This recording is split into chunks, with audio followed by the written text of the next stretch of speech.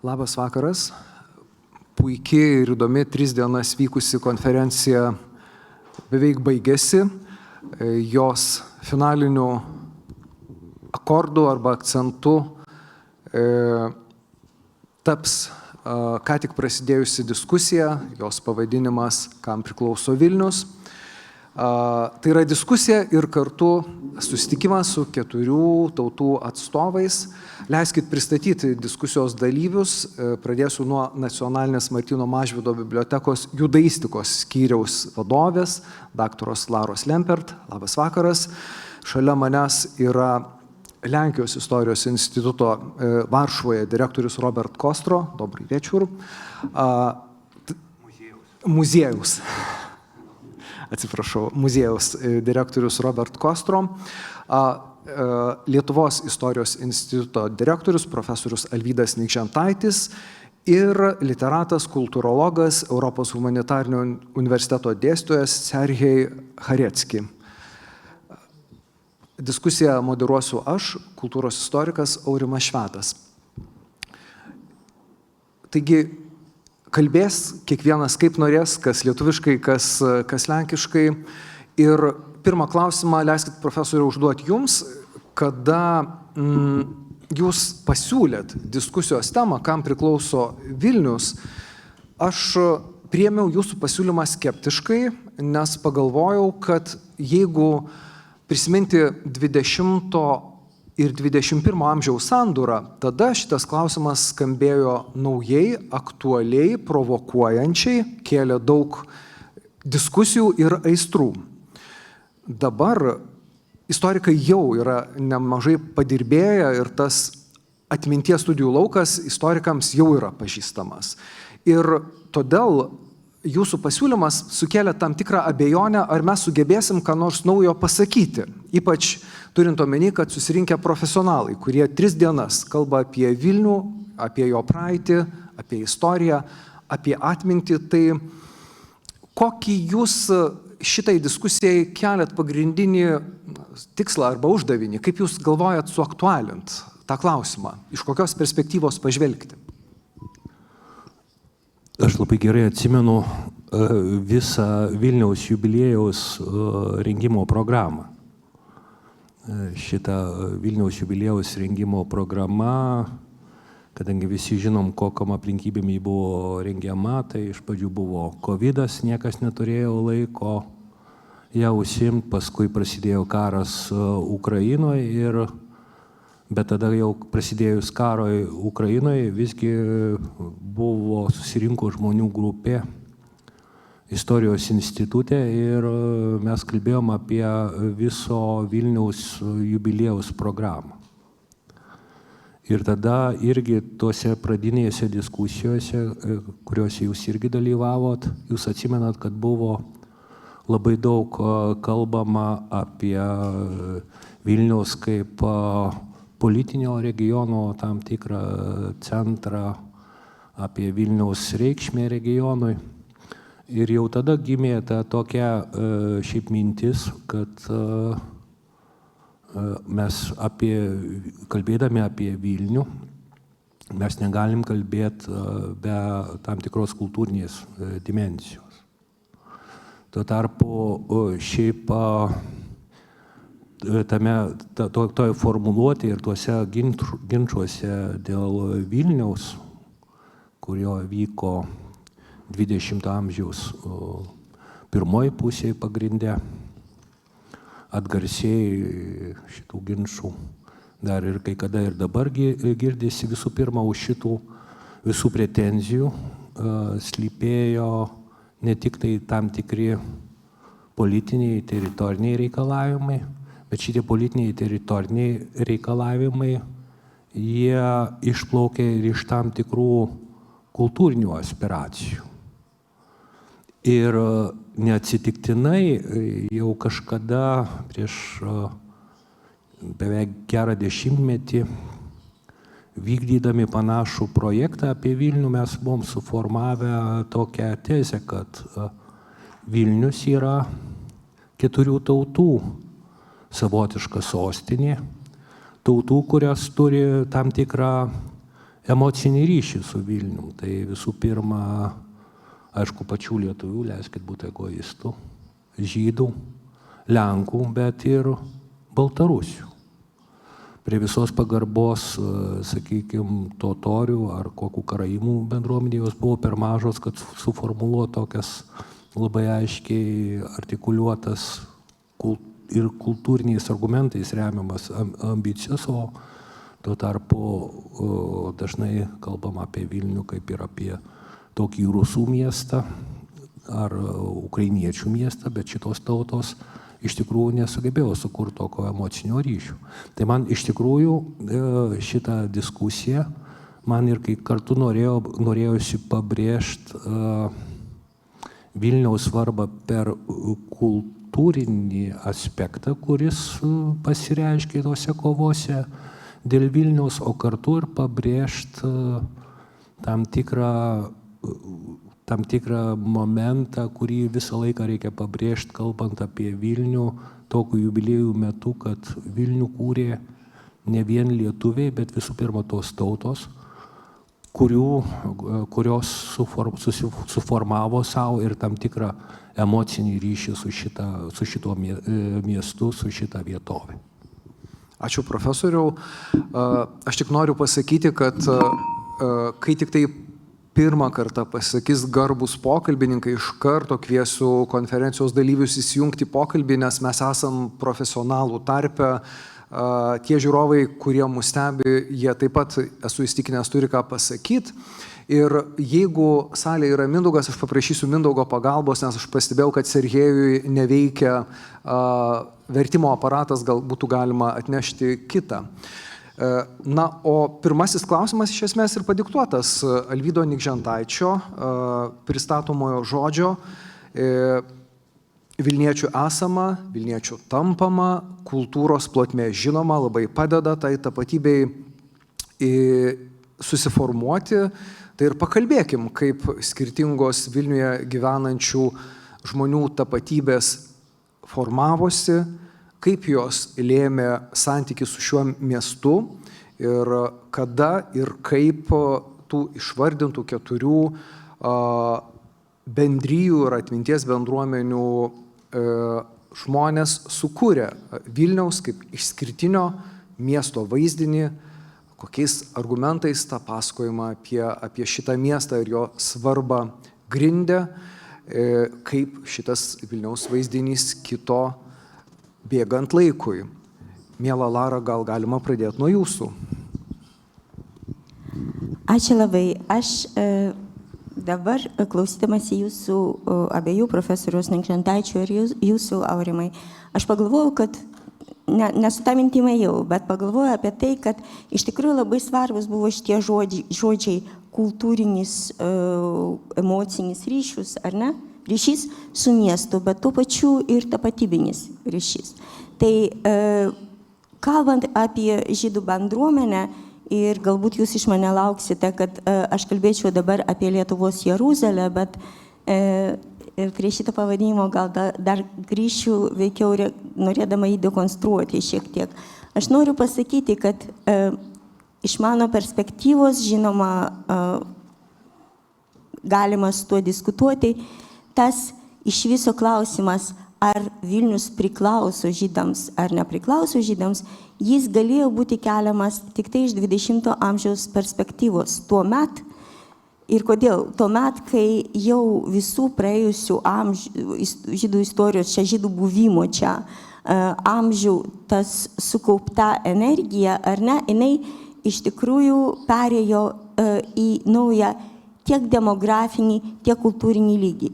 Ką aš noriu aš noriu patikslinti savo žodžius, kalbant apie kultūrą to laiko, būtent 20 amžiaus. 20 amžiaus žydų literatūros pasiekimai, būk tai jidiš, mažiau hebrajų, daugiau jidiš, žydų švietimo sistemos išplėtimas, visi šitie dalykai, kur paprastai mes juos analizuojam, kai būtent tuo laikotarpio Vilniaus žydų gyvenimo bruožai ir Vilniaus žydų bendruomenės nuopelnai kultūros srityje, jie stovi iš tikrųjų ant labai tvirto pamato šio regiono žydų kultūroje, niekas nebuvo atmetama. Viskas buvo tik tai kaupiama. Ir dėl to 20 amžius iš tikrųjų yra tarpukaris, aš turiu omeny, tas laikas, kai žydai tvirtai gali sakyti, čia mūsų miestas. Ar jie taip sakė, kitas klausimas. Bet jie galėjo tai sakyti, nes iš tikrųjų tai mūsų tėvų, senelių, mūsų išminčių, mūsų visų tos kultūros pamatų statytojų miestas. Čia nėra žinoma klausimas apie tai, kokių žmonių čia gyvena daugiau, o kokių čia gyvena mažiau. Tai klausimas apie tai, iš kokių elementų ta tapatybė, ta kultūrinė tapatybė yra sukurta ir ar tie elementai yra susiję su ta vietovė. Ir taip tikrai 20 amžiaus vidury, apie tai prieš holokaustą, apie tai galima tvirtai kalbėti. Dėl to tas laikotarpis labai tinka kaip atspirties taškas. Taigi aš žiūrėčiau ne iš istorijos gelmių į viršų, o atvirkščiai. Ir vienas žodis dėl Lietuvos Jeruzalės, iš tikrųjų tai mums įprastas toks pavadinimas, lyg tai apriepiantis ir pristatantis tą visą Vilniaus žydų kultūros didybę, bet drįsiu pasakyti, kad 20 amžiaus vidurio žmonėms, nors jie vartojo šitą žodžių darinį, jiems jų tapatybei, jų tautiniam komfortui, sakyčiau net, nereikėjo net tokių epitetų. Jie buvo skirti išoriai. Jie buvo naudojami, bet ne patiems save apibūdinti, o išoriai. Kadangi mes dabar tos bendruomenės narių turime išskirtinai mažai, mes lyg naudojame tai, kas liko nuolaužas visokias retorikos tame tarpe. Tai tiek dėl Lietuvos Jeruzalės. Ačiū labai. Ačiū, Lara. Dabar kreipiuosi į Serhėjų. Prašom prisijungti prie mūsų diskusijos ir papasakoti apie Baltarusių santykį su Vilnium. Для белорусинов kas yra Vilnius baltarusiams? Tai pirmiausia kultūros miestas, tai Baltarusijos raštijos, tai spausdintinų knygų miestas. Ignas Danilavičius, Vilniaus universiteto rektorius, yra pasakęs, kreipdamas į dvasininkus 1826 metais. Taigi jis sakė, kad kažkada Lietuvoje dominavo baltarusų kalba, baltarusiškai buvo spausdintos knygos, katechezis, maldaknygės knygos, taip pat Skorinai išvertė šventąjį raštą. Ir prieš 200 metų Vilniuje dėka Vilniaus universiteto profesorius, to paties Danilavičius, Babrovskio. Taigi Skorina tapo tokia kelrodė žvaigždė baltarusių kultūros. Ir iš tikrųjų būtent Vilniuje baltarusių kultūros paveldo svarbiausių elementų yra Skorinos veikla, tada po to yra Konstantino Kalinausko kova, jo didvyriška mirtis Vilniuje, visas tas jo palikimas. Toliau eilėje, jeigu mes kalbame apie svarbiausius baltarusiams dalykus, tai Vilnius yra susijęs ir su moderniosios baltarusų tautos radimusi. Būtent vilnietiškos tarmės pagrindų susiformavo, kūrėsi baltarusių kalba, ta kalba, kurią mes šiandien kalbame. Ir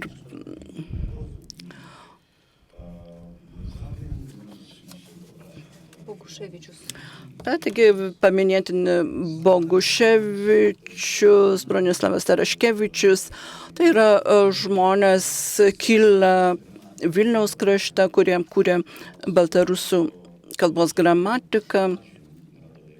Nes Vilnius taip pat baltarusų gimnazijos vieta, tai pirma baltarusų gimnazija buvo įsteigta šiame mieste. Vilniuje taip pat buvo leidžiami pirmi baltarusių nacionaliniai spaudiniai, tai Naša Nyva, pavyzdžiui. Per pirmąjį pasaulinį karą buvo leidžiamas. Be to, Vilniuje gyveno, dirbo garsiausia Baltarusijos Aloyza Paškevič, Jan Kupala, Mačiej Bagdanovič ir kiti.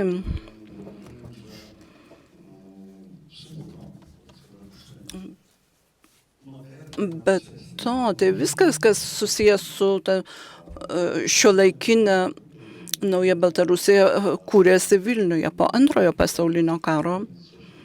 Tai jau prasidėjo kita istorija. Vilniaus vaizdinys irgi keičiasi.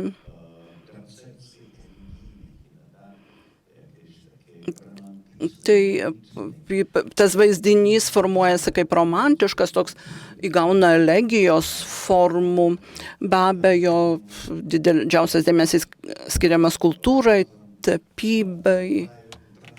Ir galvojame apie Vilnių vis dažniau kaip prarastą rojų, kad kaip prarasta kažkokia idealią vietą, kaip toks savotiškas rojus žemėje.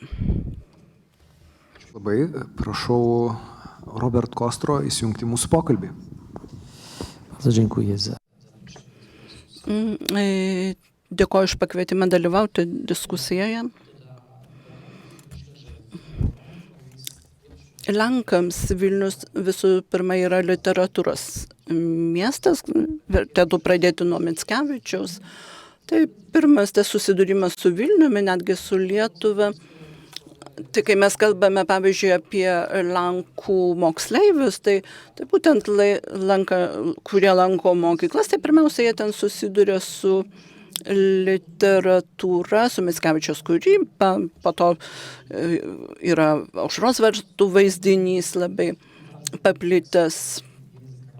Ir reiškia, tiesiog Mickevičius skaitomas dažnai neįsigilinant, jis labiau pagal jį įsivaizduojama Lietuva į tokią pasąmonėje net glūdi tokia Mickevičiaus tipo be abejo. Kitas labai svarbus tekstas Lenkų atminčiai, tai yra Mickevičiaus Vėlinės ir asocijuojasi su Konrado Celio bazilijonų vienuolyne. Vėlgi kiekvienas Lenkas žino apie tai ir jam tai asocijuojasi su Vilniumi. Paminėjau Aušros vartus. Taip, Mickevičius rašė apie Aušros vartus, bet ir Lenkų tame tikėjime labai giliai tas Aušros vartų vaizdinys yra įleidęs šaknis. Taip, pavyzdžiui, yra Aušros vartai Vilniuje ir Čestakavos Dievo motina. Tai yra du tokie Dievo motinos vaizdiniai labai giliai Lenkų sąmonę įsirėžė. Be abejo, vertėtų paminėti ir Kraševskį, Senkevičių, kitų literatų tekstus. Ir visi jie suformuoja tokį supratimą, kad Vilnius yra labai svarbi vieta Lenkų kultūrai. Ir galvojama būtent ne tai, ar tai Vilnius lietuviškas, lenkiškas, žydų ar baltarusių miestas. Kitas svarbus aspektas, kalbant apie Vilniaus vaizdinį Lenkų sąmonėje, tai yra tarpukario 20-mečio laikotarpis, kuomet yra atgaunama nepriklausomybė. Ir tame laikotarpyje svarbiausias vaidmuo tenka Pilsudskiui, be abejo, Lenkų karių įžengimas į Vilnių. Ir vėlgi Vilnius yra susaistomas su atgauta nepriklausomybė, su maršalo Pilsudskiu ir funkcionuoja kaip svarbus atminties elementas. Mažiau žinomi, mažiau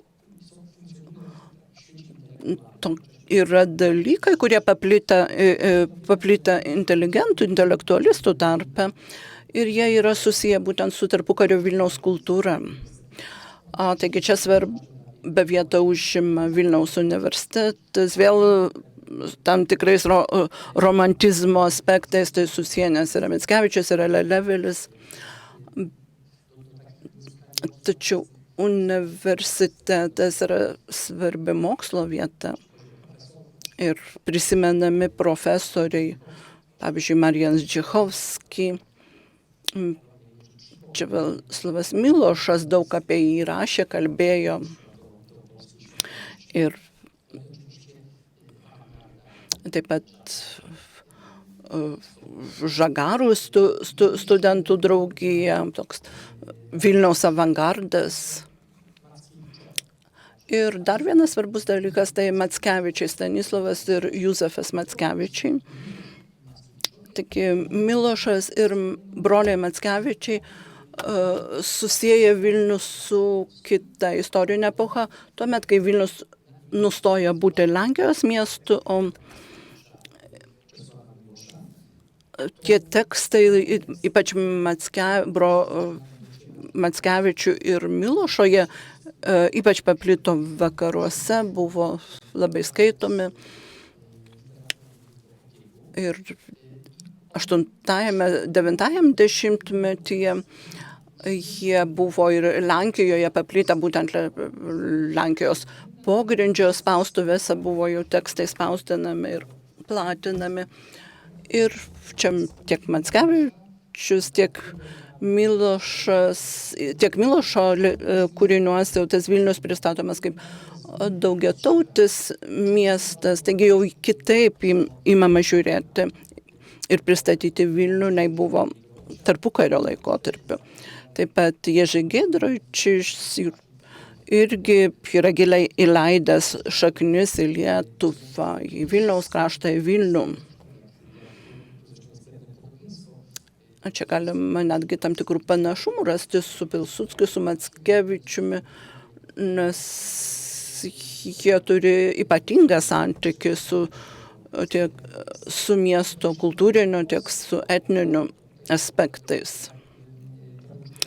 Kalbant apie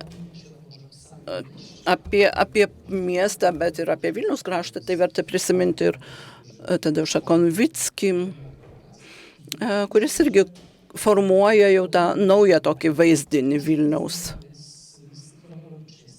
Ir chronologiškai tai susiję su Solidarność veiklos laikotarpiu. Tuomet Lenkija plūstelėjo kultūros leidyklos tekstai, Mackevičiaus kūriniai. Ir juose buvo atskleidžiami ne tik Lietuvos-Lenkijos santykiai, bet ir Lenkijos Lenkų su baltarusiais, taip pat su ukrainiečiais. Ir būtent visa ta literatūra yra tuo metu 8-9 platinama pogrindyje ir prisidėjo prie tam tikro Vilniaus įvaizdžio formavimo.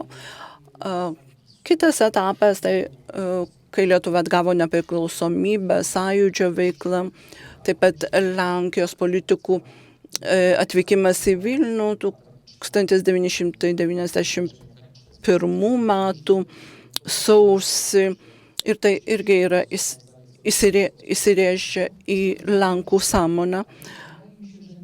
Ar apie tai šiandien prisimename? Galbūt nelabai, bet 10-ojo dešimtmečio pradžioje iš tikrųjų visa ta politikų elgsena buvo labai teigiamai vertinama ir Lenkijos parama nepriklausomybė atkūrusiai Lietuvai irgi buvo labai teigiamai priimama. Norėčiau dar atkreipti dėmesį į įdomų dalyką. tokį nesimetrišką santyki Lietuvos-Lenkų santykių. Iš Lietuvos pusės jaučiame tokį atsargumą, vertinant Lenkus, ne visišką pasitikėjimą jais. Tai Lenkijoje, Lenkijos kultūroje, literatūroje tokio mito nerasime.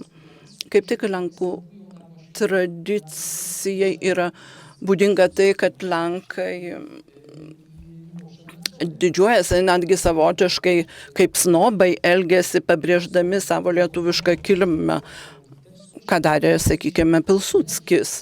O demonstruodamas taip, lyg tai jis yra geresnis nei tie, kurie gimė centrinėje Lenkijoje.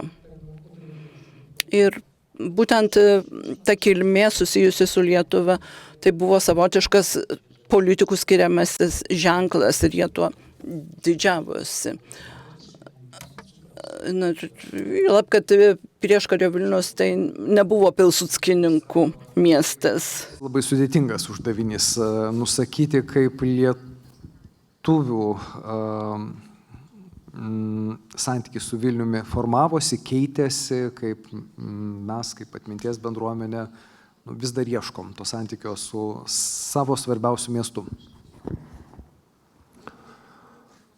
Iš tikrųjų yra pakankamai sunku kalbėti apie lietuvišką santykį su Vilniu, nes lietuviškas santykis su Vilniu tai nėra vien tik tai kultūra.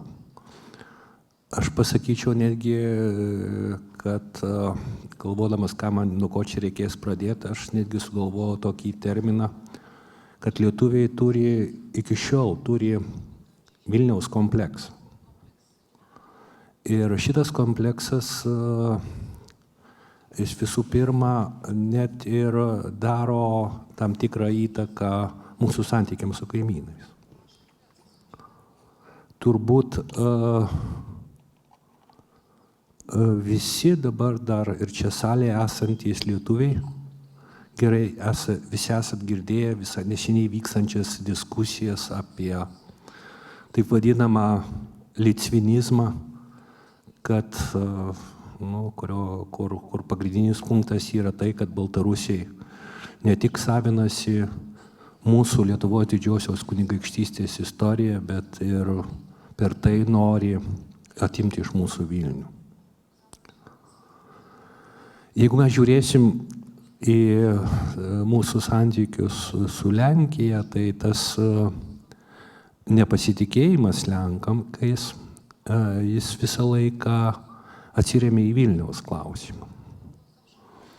Ir čia galima pasakyti, mes visi atsimenam tas ilgas diskusijas dėl pavardžių rašybos.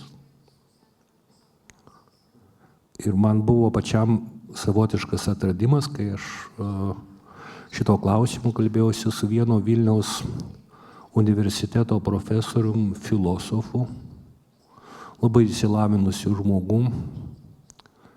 Ir jis pasakė man vieną tokį paprastą mintį, kad Lenkam nereikia leisti rašyti pavardžių tokių, kokią jas turėjo jų tėvai, seneliai, nes čia yra pirmas žingsnis.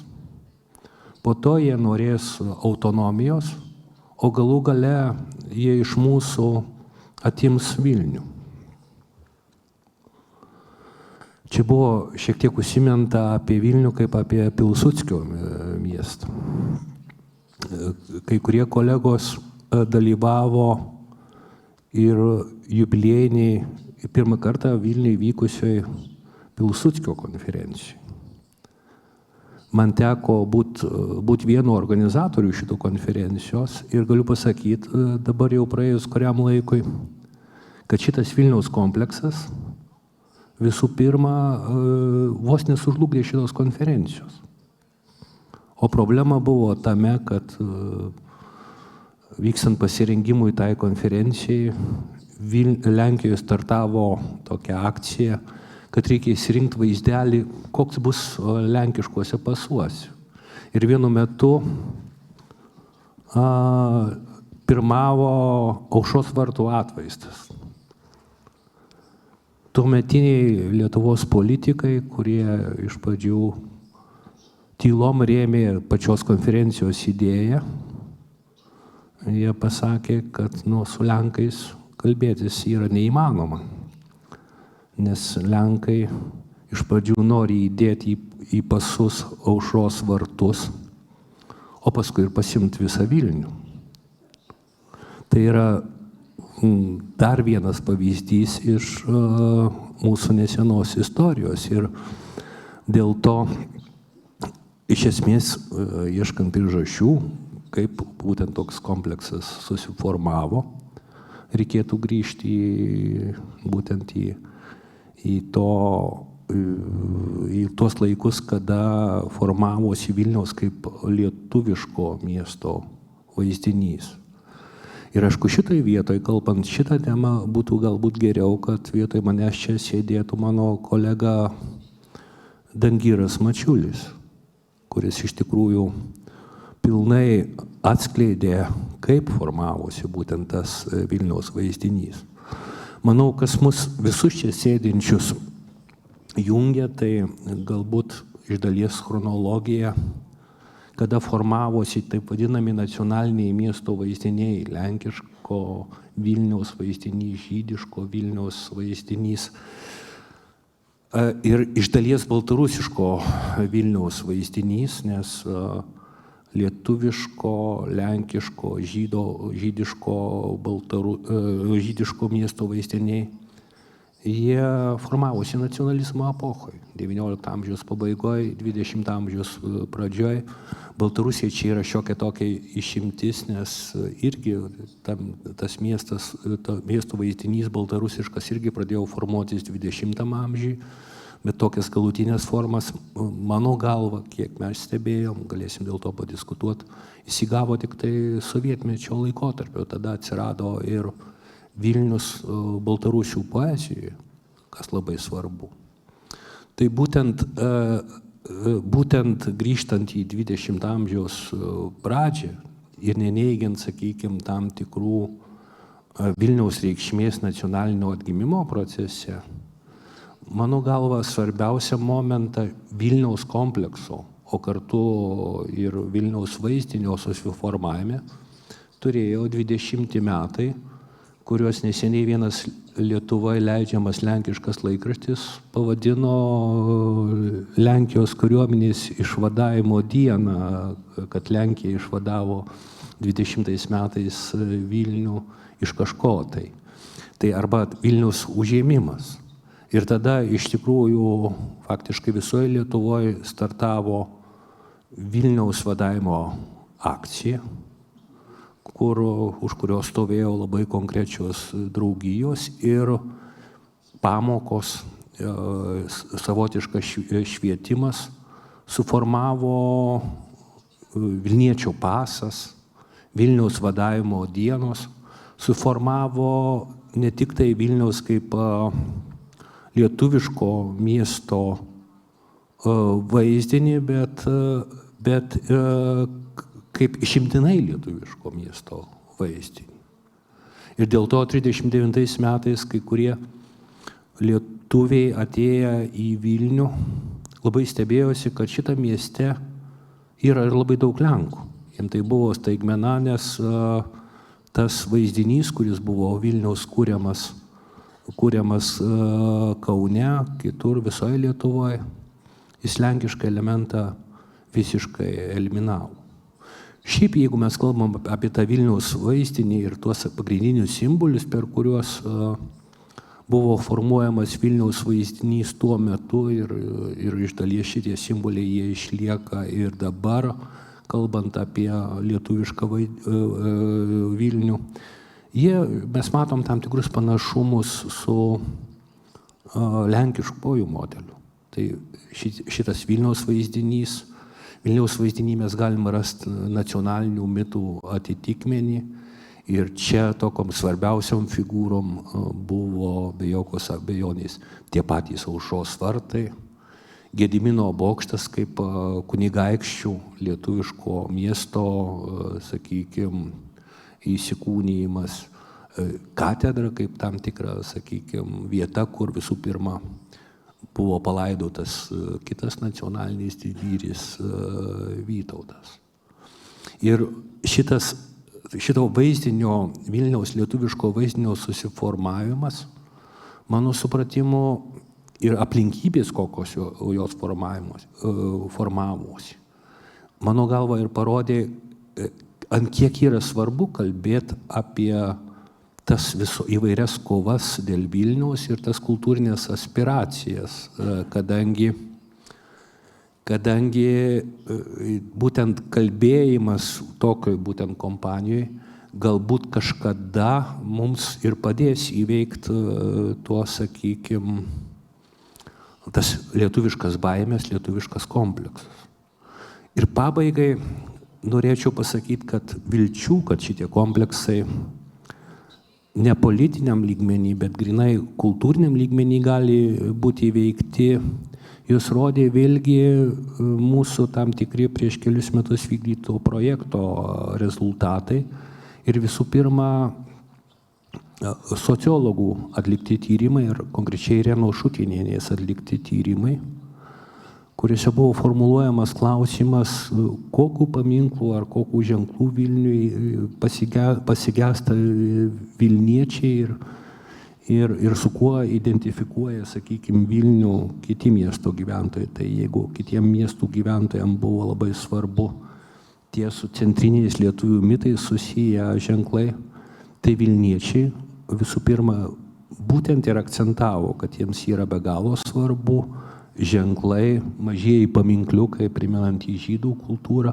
kurie primena ne vien išimtinai kažkokios tai didžiosios lietuvybės ženklus, bet primena Vilniaus daugiakultūriškumą. Ir bent prieš kokį 10-metį vykdyta apklausa parodė, kad daugiakultūriškumas, o ne vien tik tai lietuviškas to daugiakultūriškumo elementas, daugeliu šiuo metu mieste gyvenančių lietuvių yra tam tikra vertybė, kurie ją norėtų puoselėti. Ir lietuvių, kurie gyvena būtent čia Vilniuje. Aš dėkoju Jums, Alvydai, ir dėkoju visiems pokalbininkams už įvadinės tezes. Prisimenu, ką sakė Sergej Chariauski apie tai, kad po Antro pasaulinio karo susiformavo eleginė Vilniaus koncepcija arba prarasto rojaus vaizdinys. Ir reaguoju tai, ką sakė Alvydas Nikžentaitis, kad lietuvių santykyje su Vilniumi yra kažkokio komplekso baimės prarasti šitą miestą simptomų. Ir galvodamas apie tai, ką jūs abudu pasakėt, negaliu neprisiminti mūsų kolegos Valdemaro Klumbio tekstą, tokį publicistinio pobūdžio tekstą, berods Kultūros baruose, įspausdintą, bet jisai labai, man atrodo, tiksliai užkabino tam tikrus dalykus, apie ką aš norėčiau dabar su jumis pakalbėti. Aš tiesiog perpasakoju mintį, necituoju tiksliai, jisai tame tekste sako, baigiantis Antram pasauliniam karui, lietuviai ateina į savo svajonių miestą, kuris yra tuščias. Žydai žudyti, Lenkai arba jau pasitraukė, arba spaudžiami pasitraukti, ir jie apgyvendina jį, jie ateina į įvairius namus, kuriuose gyveno žmonės, ir jie bando surasti savo santykį su šita erdve, su savo svajonių miestu. Tai ką noriu pasakyti? Šiaip man kaip istorikui, kuriam svarbi atminties plotmė ir kaip žmogui, kuris ieško savo santykio su Vilniumi, aš atvažiavau jį prieš 30 metų ir vis dar ieškau to santykio, akivaizdu, kad po Antro pasaulinio karo Vilnius buvo nutildytų istorijų miestų ir jis buvo netekęs kažkiek savo žmogiškumo arba gal ir didžiosios to žmogiškumo dedamosios. Kaip jūs galvojate, ar per nepriklausomybės epochą mums duotus tuos 33 metus, kuriuos laikom aukso amžiumi lietuviškai istoriografijai, kada galim daryti, ką norim, kaip norim, bendrauti su kuo norim, ar mums pavyko ypač 20-ojo amžiaus pirmos pusės Vilniui grąžinti dalį to žmogiškumo, išgirsti nutildytus pasakojimus. Tai pirmiausia, žinoma, žvelgiu jūs, Alvyda, ir jūs, Lara, nes mes pirmą ir į jūs, žinoma, Robert, nes kalbam apie tokias labai asmeninės patirtis.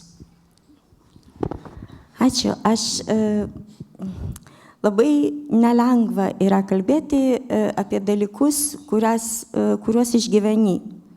Atrodytų, čia turi suteikti autentiškumo pasakojimui, bet kur kas lengviau kalbėti apie dalykus, kuriuos tiesiog tyri. Ir tyrinėjai, o ne tai, ką jauti, ypač akademijoje arba tokio konferencinėje diskusijoje. Bet aš pabandysiu pasakyti porą savo pastebėjimų ir galbūt išreikšti kažkiek ir pajautimo, kaip aš šitą situaciją vertinu dėl to, kad joje gyvenu. Nutildyti pasakojimai, tuščias miestas, visą tai žinoma yra ir žydų istorinės atminties dalykai, bet kokios bendruomenės? Klausimas, kokios bendruomenės? Ta bendruomenė, kuri čia buvo beveik visa, tiesiog sunaikinta arba tie jos žmonės, kurie dar liko gyvi, nebūtinai norėjo čia likti ir išvažiavo, tai yra tos autochtoniškos Vilniaus bendruomenės. Čia man labai svarbu pabrėžti Vilniaus, nes čia grįžo žydai, nedaugelis išgyvenusių žydų iš kitų Lietuvos miestų, kurie arba miestelių, kurie neturėjo niemalai serca do tego. Negalėjo grįžti į savo vietas, nes ten buvo tuščia dar ne kaip Vilniuje. Ten buvo iš viso, nei šeimų, nei draugų, visos bendruomenės buvo iššluotos, dėl to jie nusėdo Vilniuje. Ir dėl to bendruomenė pradėjo formuotis iš įvairių elementų ir beje, jokios harmonijos tarp to nebuvo. Tai yra vienas elementas pats mažiausias. Buvo tie autochtonai, Vilniečiai, žydai, kurie vienom akim žiūrėjo į visą tą destrukciją ir tą gyvenimo nebuvimą. Kitas elementas buvo žmonės, kuriem Vilniuje vis dėlto nebuvo taip skaudu, kaip būtų, jeigu jie būtų nuvažiavę iki savo gimtųjų miestelių, šiek tiek lengviau. Ir trečia kategorija, kuri labai greitai po to atsiranda, tai buvo etniniai žydai, kurie dėl sovietinių demografinių politikos ten kažkokių judėjimų atsirado čia iš Sovietų Sąjungos gilumos ir kurie šiaip jokio ryšio neturėjo nei su Lietuva, nei su Vilniu, nei su lenkišku, nei su lietuvišku, nei su kokiu, o jau gyveno toje teritorijoje, kur nacionalinė tautinė tapatybė žydų nebuvo populiarus dalykas. Taigi jie atvažiavo visai su kitų identitetų. Ir tos bendruomenės, apie kokią istorinę atmintį mes galim kalbėti. Tuo momentu jinai yra labai diversifikuota, jinai labai kontroversiška, žmonių grupės nesusikalba, vieni su kitais žmonės nesusikalba, tie, kurie buvo gete ir išgyvena, praktiškai nedraugauja, čia minkštai aš labai sakau, su tais, kurie partizanavo ir grįžo. Vieni kitus žiūri įtariai, o tie, kurie iš Sovietų Sąjungos atvažiavo, tai iš viso yra svetimi. Bet aš dabar peršoksiu į mūsų tą laiką, kur jau praėjo tiek dešimtmečių.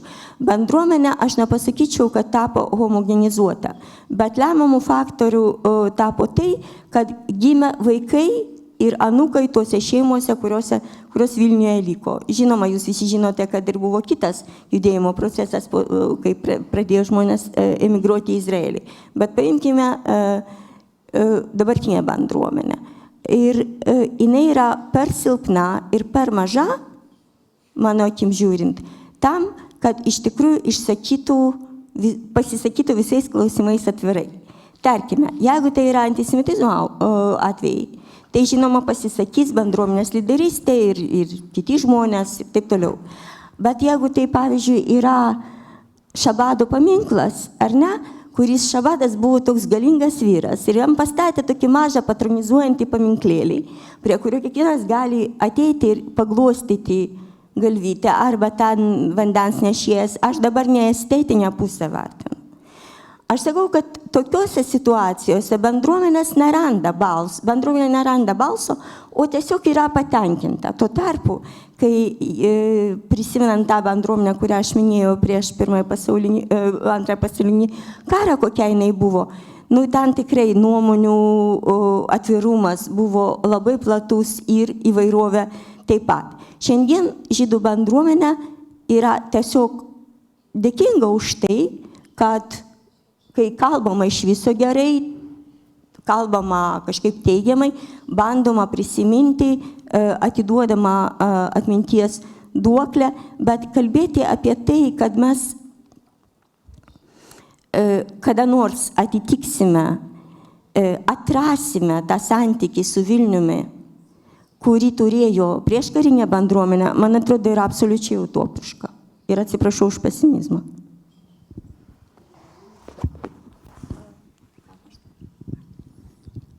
Robert? Ja myślę, że Manau, kad tai, kas įvyko per pastaruosius 30 metų,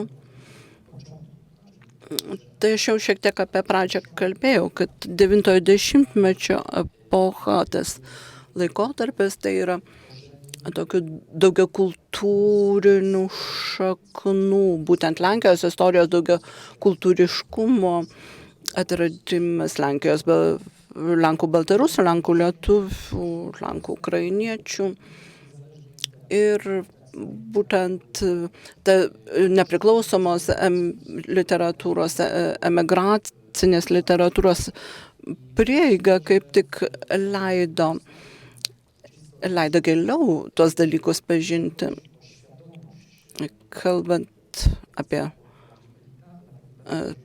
tą savimonę būdingą elitui, tai vyko dideli pokyčiai.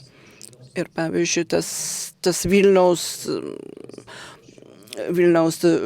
žydiškumo, lietuviškumo suvokimas, jis iš tikrųjų yra akivaizdus.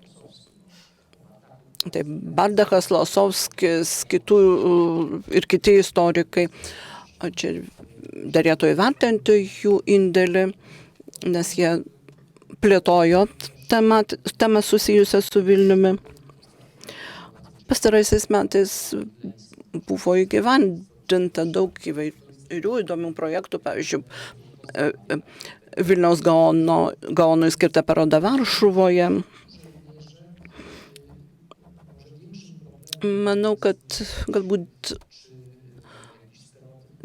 didesnė problema yra nesusijusi su, pavyzdžiui, Vilniaus lenkiškumu, kiek tai, kad tiesiog nežinome, kaip tas Vilnius atrodo, koks jis yra, kas jis yra.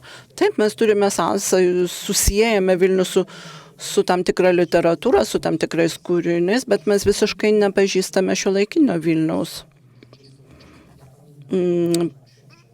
Pavyzdžiui, prisimenu, kad per pastarąjį 20-metį vienintelė knyga Lenkijoje, parašyta lietuvės autorės, sukėlusi susidomėjimą, tai būtent buvo Kristinos Sabaliauskaitės kūriniai Silvarerum.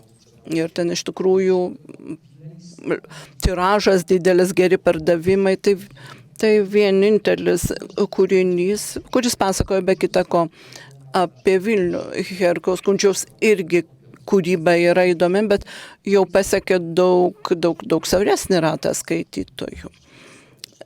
Taigi literatūros veikalai, istorikų darbai, taip, jie randami Lenkijoje, yra Lenkijoje, bet turi gan siaurą skaitysimą. Dar labiau užduodamas, mes jau kalbėjom apie tai, kaip pavyko ištirti Vilniaus istorijos ir atminties raidą, bet besiklausydamas to, ką jūs kalbate visi, aš pagalvojau, kad koks paradoksas. Vilnius yra svarbiausias Lietuvos visuomeniai ir skirtingoms atminčių bendruomenėms miestas. Mes turim, kaip jūs sakot, kompleksą, bijom jį prarasti, tačiau mes neturime Vilniui ir jo istoriniai raidai tirti skirtos institucijos. Tai gerai ar blogai? Nes viena vertus galima sakyti blogai, nes nėra tokio sutelkto valingo veiksmo. Kita vertus galima sakyti, tai demokratija. Visi gali konkuruoti, rašyti projektus skirtingose institucijose, skirtingai tyrinėti tą Vilnių.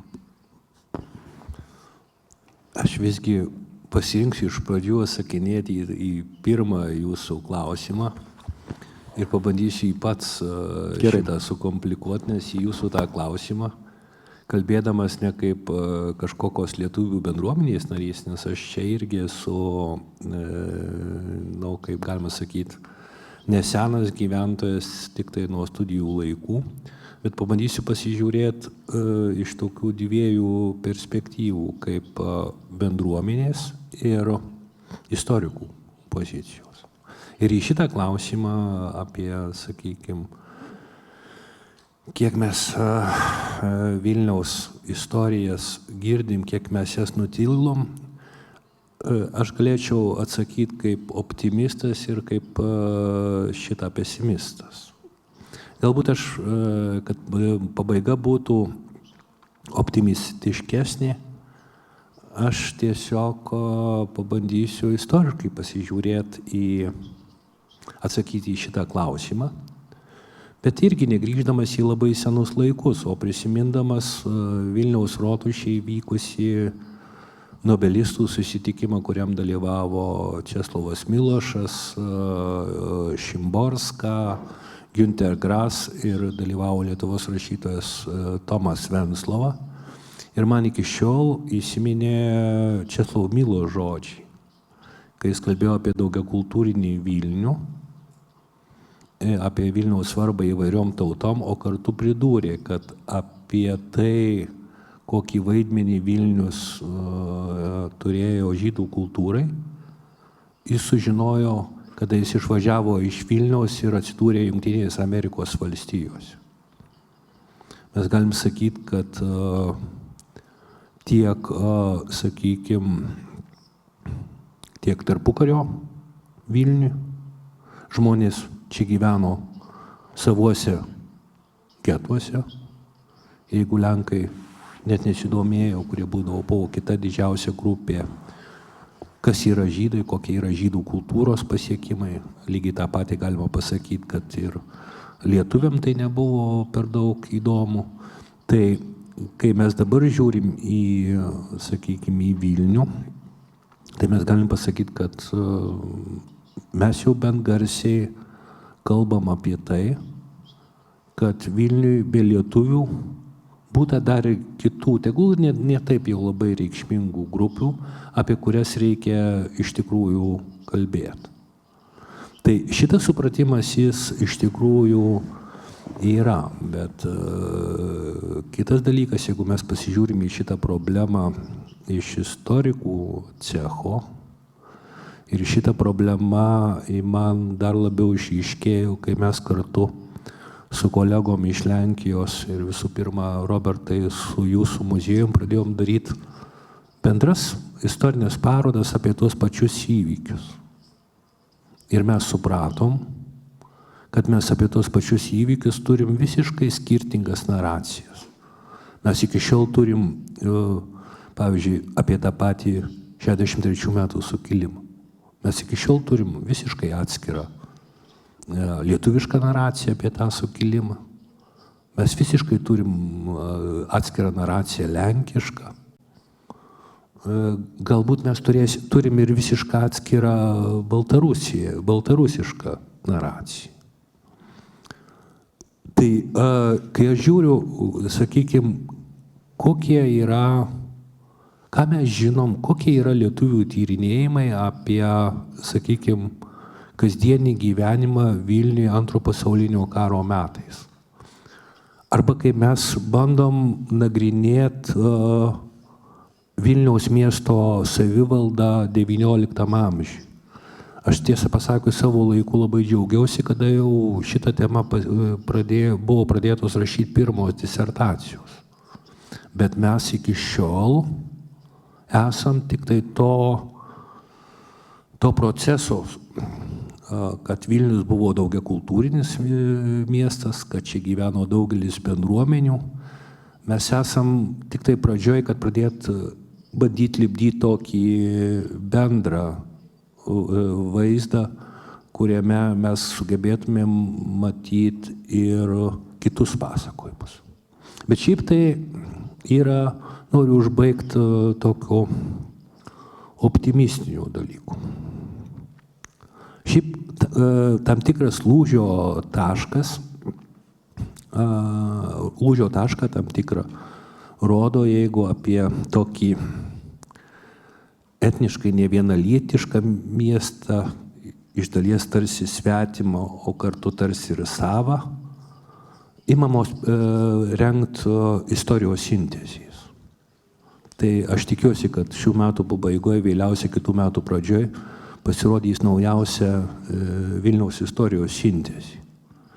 Tai yra toks savotiškas pirmas, sakykime, požymis, kad bent jau tam tikram lygmenį šito miesto labai sudėtingo istorija tampa savotiškai sava. Tai čia iš tikrųjų mes apie Vilnių ir apie tai, ką mes žinom, ką mes nežinom, mes galim pasakot ir optimisto, ir pesimisto istorijas, bet gal kažkur tai judam šiek tiek geriau ir, pavyzdžiui, man asmeniškai, man toks didžiausias galbūt laimėjimas buvo ne kuris nors istorikų darbas, bet kaip lietuviai realizavo sukilėlių laidotuvių scenarijų, kai galų gale po daugybę muštynių su politikais pavyko įrodyti, kad visgi ir užrašai ant sukilėlių kapų turi būti įvairiom kalbom, kad XIX amžių ir kad galų gale pavyko parodyti per tai, kad XIX amžiaus sukilėlių kalba tikrai nebuvo vien tik tai lietuvių ir kad čia buvo baltarusiški, lenkiški elementai. Tai kažkuria prasme tam tikri postūmiai į gerąją pusę yra, bet manyt, kad mes jau puikiai žinom Vilnių ir jų įvairių bendruomenių istoriją, mes matom tą bendrą vaizdą. Manau, kad čia reikės palaukti dar kelių kartų, kol mes galėsim apie tai labai normaliai kalbėti. Ačiū, Serhej. Ar jūs esat optimistas ar pesimistas, kai mes kalbam apie Vilnių kaip nutildytų istorijų miestą? Rzeczywiście, jestem optymistem. Aš esu optimistas. Tai, apie ką kalbėjo kolega, man yra artima. Visų pirma, baltarusai čia Vilniuje turi labai tokią mielą patirtį, kaip jie bendradarbiavo su lietuviais 20 amžiaus pradžioje. Tai yra didelė, plati, įdomi istorija. Ir, pavyzdžiui, lietuviai leidėjai leido baltarusiškus leidinius, būtent lietuvių knygynuose būdavo parduodami baltarusiški leidiniai, baltarusiškuose leidiniuose buvo lietuvių reklama. Taigi buvo platus bendradarbiavimas, kultūrinis, tautinis.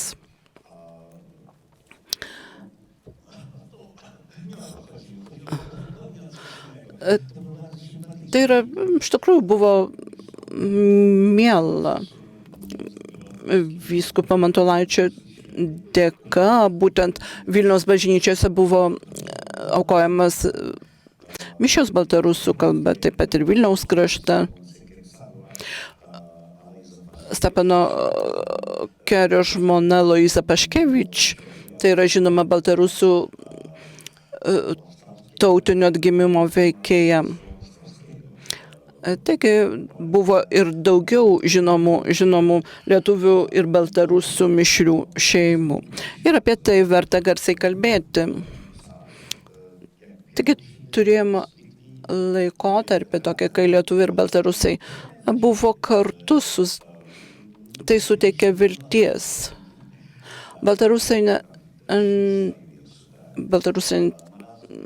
nekėlė konfliktų Vilniuje, taip poetai rašė eiles,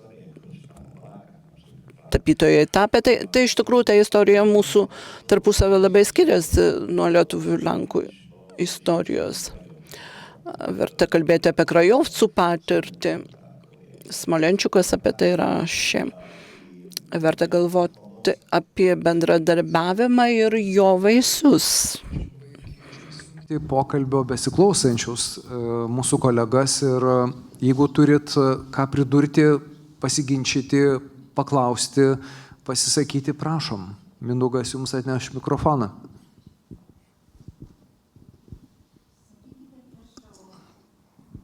Tas 19, ne, man rodos. Reikia vertėjams girdėti jūsų balsą. Taip. Man atrodo, ta 19 amžius ir 18 amžius, kada jau mes patekom į tą Maskovijos ordą, kaip sakoma. Tai kaip čia dabar yra tada tas tautų sugyvenimo klausimas. Aš esu įvairios literatūros skaičiusi, bet kaip dabar, sakysime, vertinama. Nes yra tokie pasikeitimai. Ir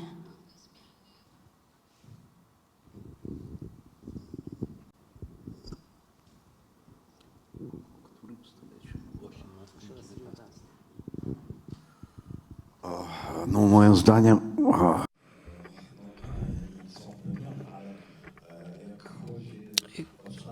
kai kalbame apie tuos senesnius laikus,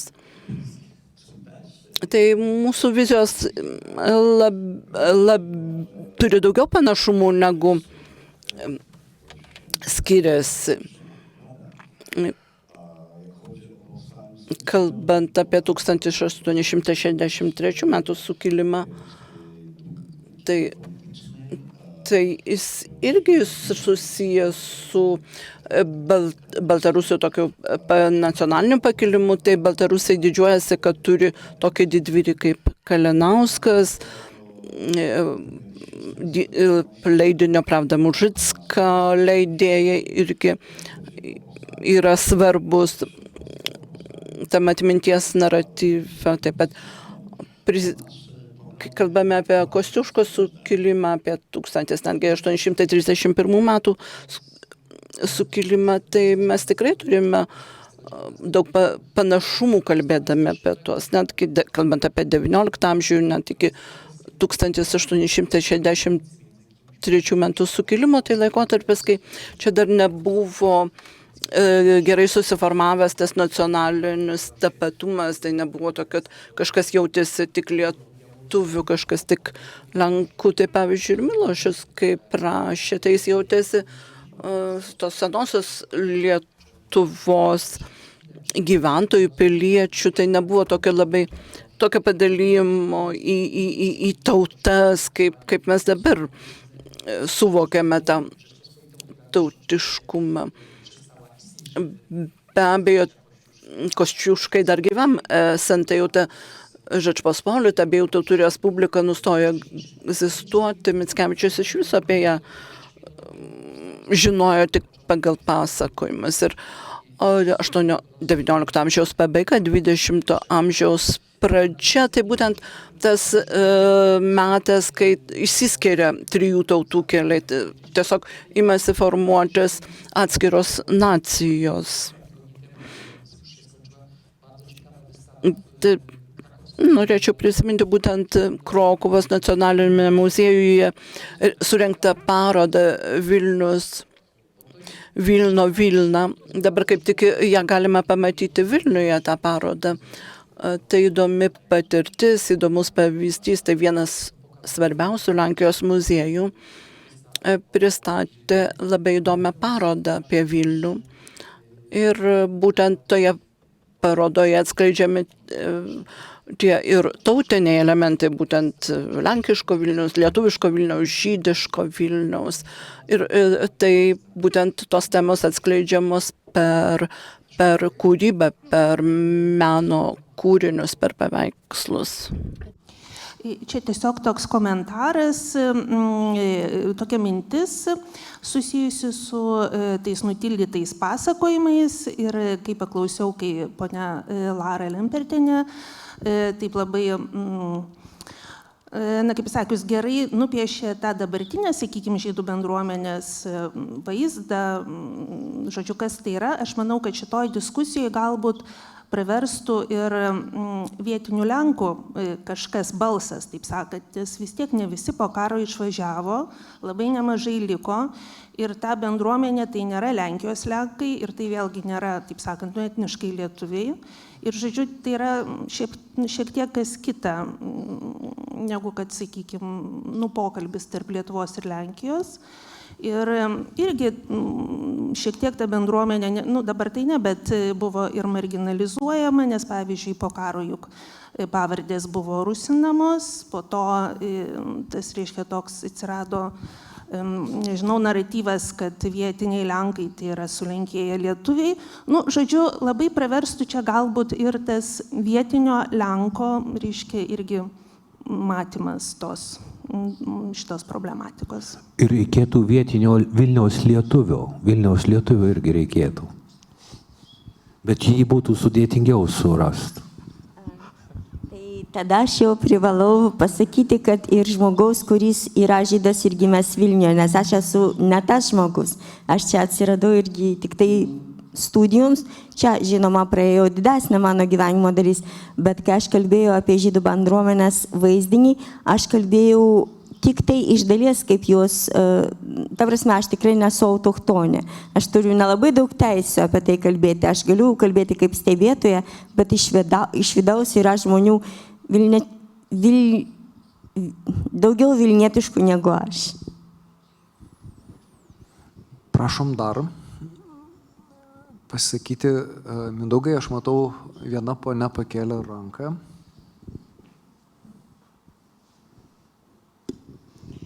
Aš neprisimenu, kas iš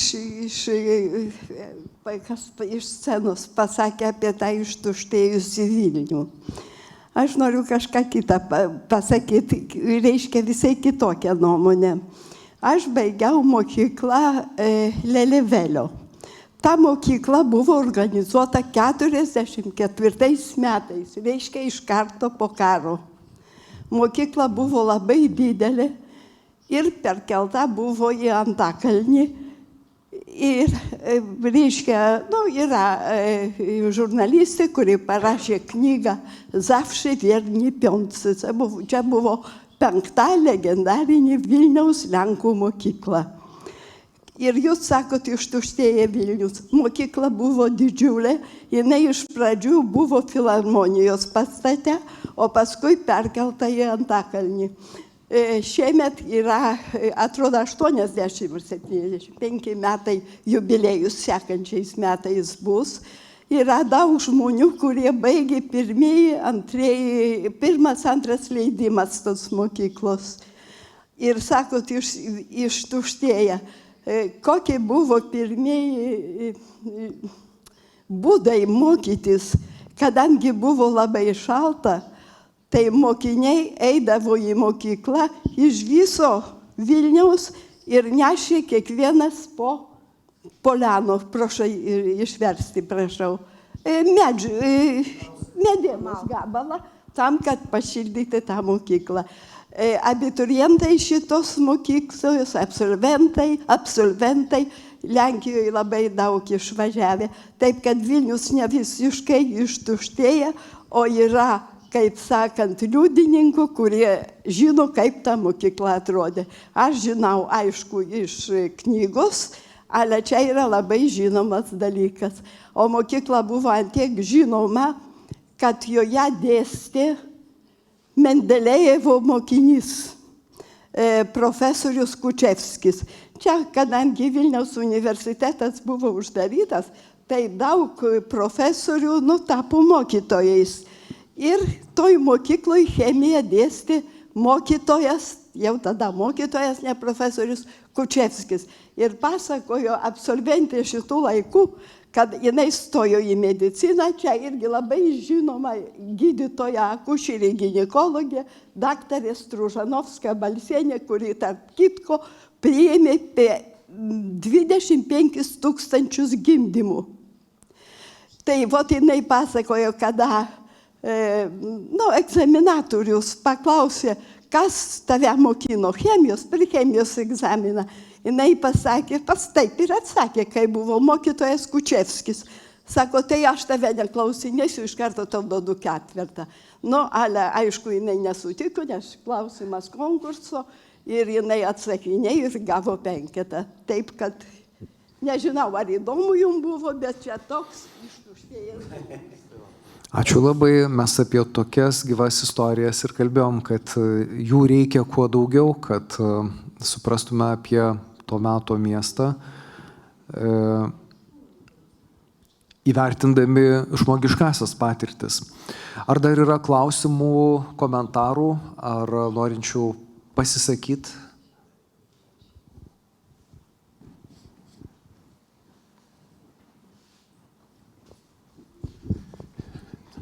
Proszę Państwa, jako... Gerbiami, esu gimęs Lenkijoje, tos atgautosiuose žemėse, tai matau tam tikras analogijas to susigyvenimo tam tikrose vietose, tam tikrose teritorijose. Lenkijoje irgi tas procesas pakankamai ilgai truko ir tiesiog formuojasi jau tam tikrą tapatybę vietos, jis stiprėja ir kai ta tapatybė sustiprėja, tai iš tikrųjų tada jau leidžiame savo plačiau žiūrėti, matyti tą platesnį lauką. Aš tą pastebiu ir Vilniuje, kad tai yra vienas iš dalyvių pasakė, kad lengviau sutarti dėl 19 amžiaus įvykių, sunkiau viską rasti bendrą kalbą, kai kalbame apie 20 amžių arba, pavyzdžiui, tarpukario 20-metį arba dar vėlesnį laikotarpį, reikia tam laiko. Man atrodo, tai įdomi patirtis, atrodo, kad lietuviai jau tvirčiau jaučiasi esantis pas save ir netgi jau kai kurie būna autokritiški, tai yra, aišku, nelengva yra kritikuoti patys save. Kai kalbame apie bendruomenės, tai labai dažnai pirmą vietą kyla įvairūs mitai. Tai netgi, kai kalbame apie daugiakultūriškumą, rodomas, demonstruojamas daugiakultūriškumas, tai dažniausiai jis būna vienpusis. Reikėtų apie tai giliau pasvarstyti. Iš tikrųjų, kaip buvo pasakyta, labai dažnai tas žydiškas Vilnius nebūdavo pastebimas, jis būdavo peinamas. Ir be abejo, gyveno tautos, kurios turėjo savo valstybingumo tradicijas, tam tikrą etapą. Kitas dalykas tai baltarusiškumo problema. Aš kalbėjau jau šiandien apie tai. Iš tikrųjų, dauguma Lenkų nesupranta to Vilniaus vaidmens šiuolaikinės baltarusių kultūros formavimasi. Ir be abejo, ten, kalbant apie Lietuvos, Lenkijos, lietuvių Lenkų santykius istorijoje, tai Lenkai turi daugiausia žinių, bet nebūtinai gilių. Taigi, manau, galima būti tokiu nuosaikiu optimistu. Nebent vėl istorija pasisuks kitą linkmę ir turėsime konfliktų, krizių. Tai yra viskas komplikuosis.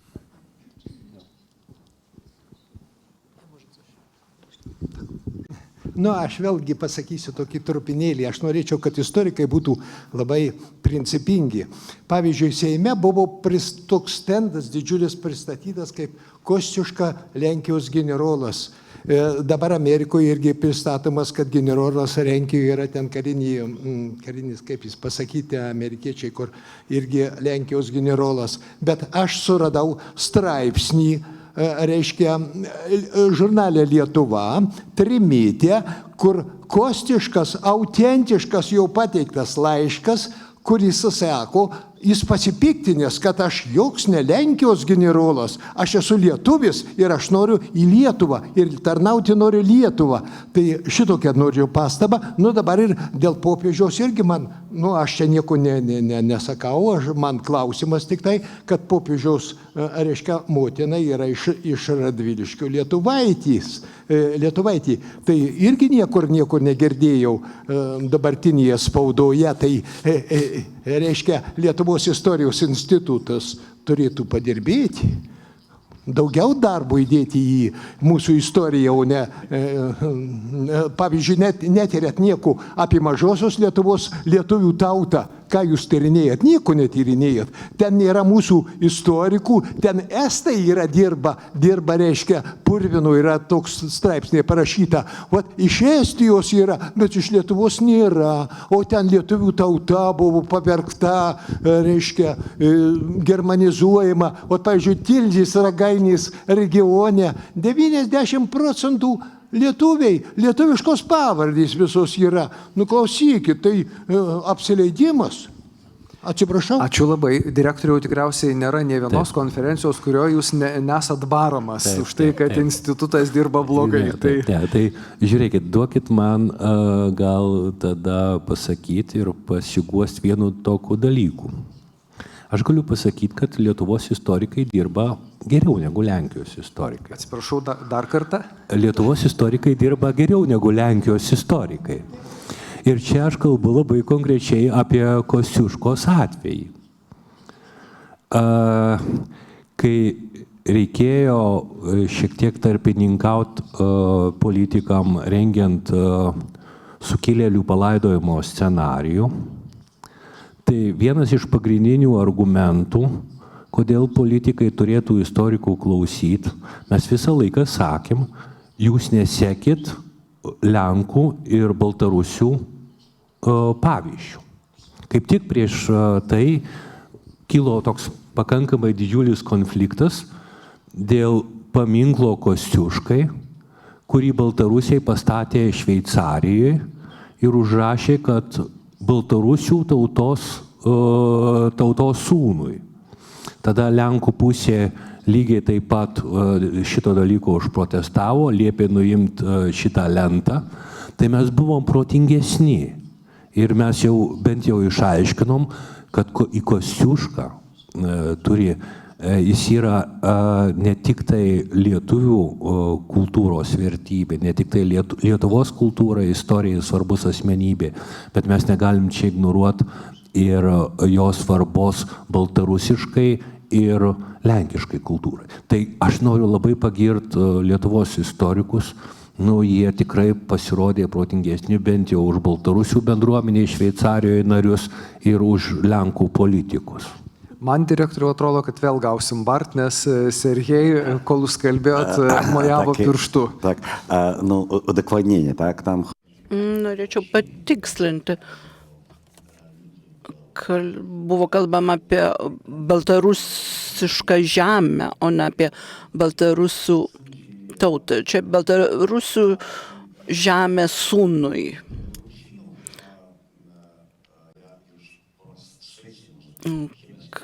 Kalbant apie baltarusius, tai vėl noriu prisiminti poeziją.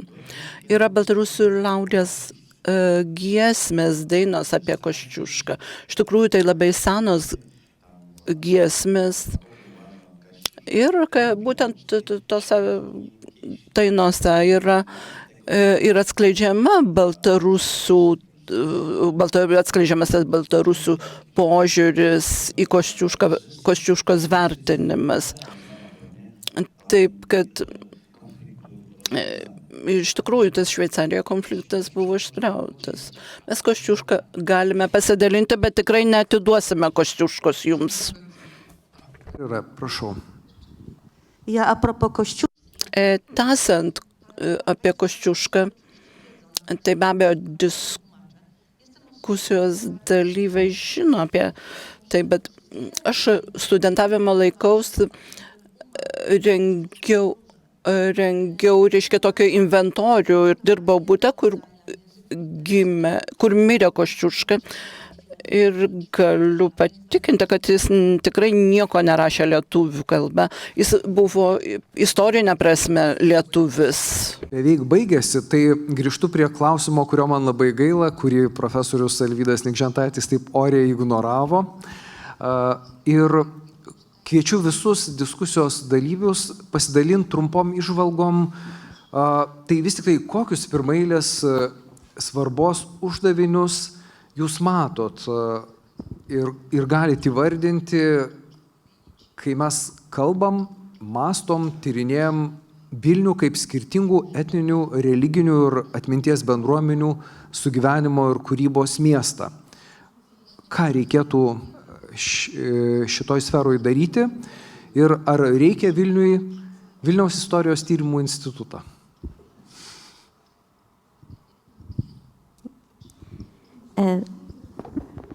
Dėl instituto aš atsakymų tiesą pasakius neturiu, nematau kažkokio principalaus poreikio, bet ir nemanau, kad tai buvo labai rimtas klausimas. Aš manau, kad jeigu visos dabar esančios tyrimo institucijos prisidės prie Vilniaus tyrimų, taip sakant, choro, tai bus įdomiau.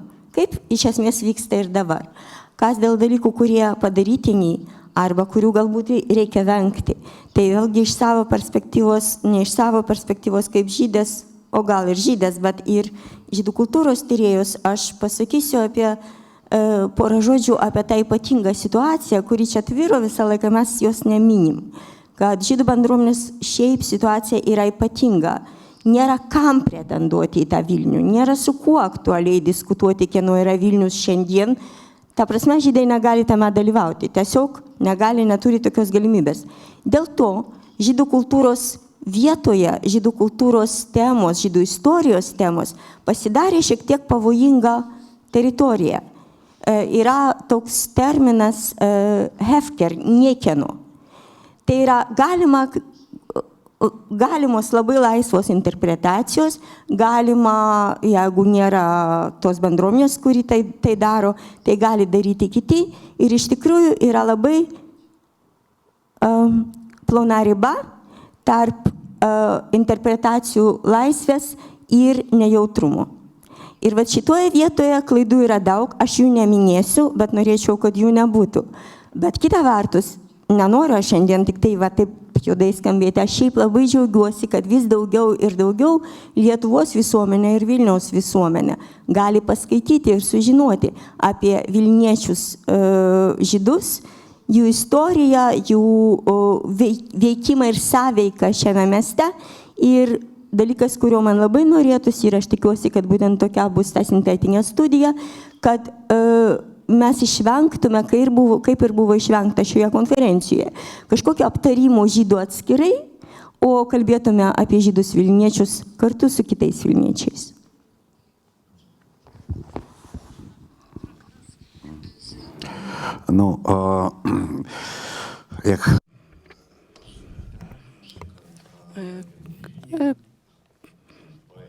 Ir vėl prisiminsiu poetus, vėl kalbėsiu apie poetus.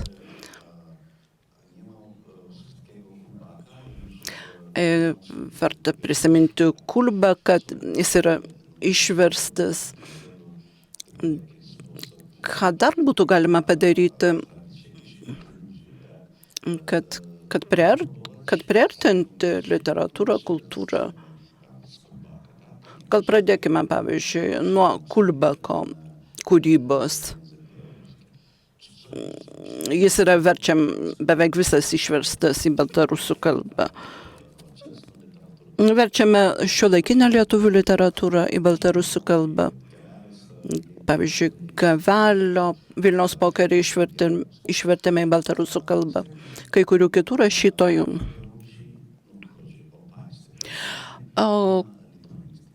Deja, bet Baltarusijos valstybėje nėra dėstoma lituanistika, nėra dėstoma lietuvių kalba.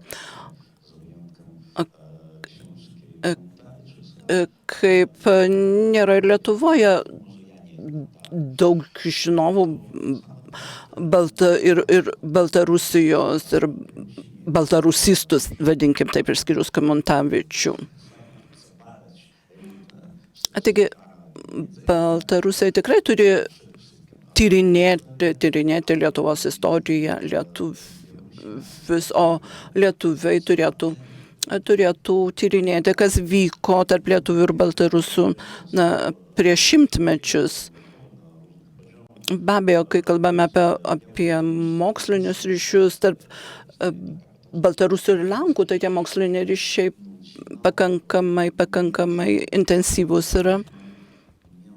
O tarp lietuvių ir baltarusių nėra tų tokių gilesnių profesinių ryšių. Taip, kontaktai egzistuoja.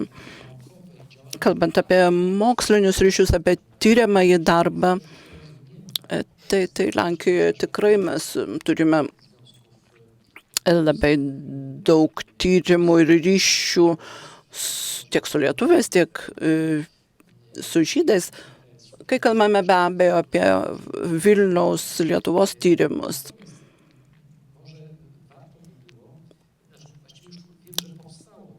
Taip pat žinau, kad jau yra Vilniaus istorijos muziejus. Tikiuosi, kad jis turės nuolatinę buveinę, galbūt jau ir turi tą pastatą. Ir tai būtų įdomus objektas ne tik lietuviams, čia Vilniaus gyventojams, bet ir užsienio turistams, kurie atvykę į miestą galėtų lankytis tokioje vietoje, kad sužinoti kuo daugiau apie Vilnių.